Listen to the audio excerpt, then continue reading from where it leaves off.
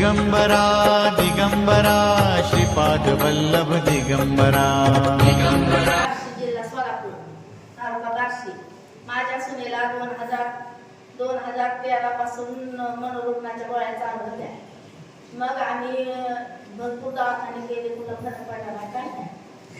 नंतर आम्हाला बरेच दिवसांनी मग मागच्या 2 वर्षाखाली आम्हाला इथला पत्ता सांगितला.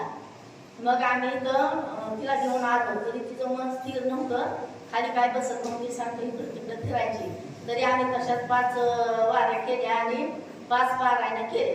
आणि आम्हाला असं वाटायचं की आता तिच्या मुलाचं लग्न कसं होणार, ती असली घरात बाई बघून कोण तिला मुलाला मुलगी देणार. मग आम्ही पारायण चालू केले. मग पहिल्या पारायणालाच समाप्ती झाली पहिल्या पारायणाची. मग पाहुणे बघायला आले मुलाला तिच्या. मग दुसऱ्या पारायणाला बैठक बसली. मग अशा आम्ही बाकीची पारायण 2-3 पारायण पूर्ण केले. मग ती पाहुणे सुद्धा असे म्हणायला लागली की बरं बाबा, म्हणले आमच्या नशिबात तुमच्या पारायणाचा प्रसाद आम्हाला पण मिळतोय खायला. म्हणलं खावा, आता तुमचं नशिबात आहे तर तुम्ही खावा. मग असं करता करता मग तिला काय सुनेला फरकच पडत नव्हता.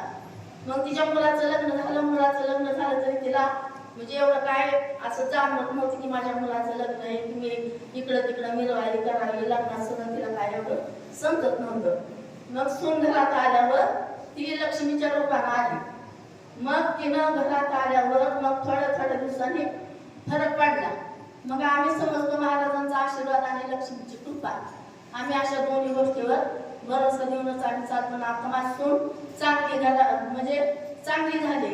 सगळं घरातलं काम धाम करते, सगळं व्यवस्थित, बोलणं चालणं खाणं पिणं सगळं व्यवस्थित आहे. महाराजांच्या आशीर्वादाने आमचं सगळं चांगलं चाललंय.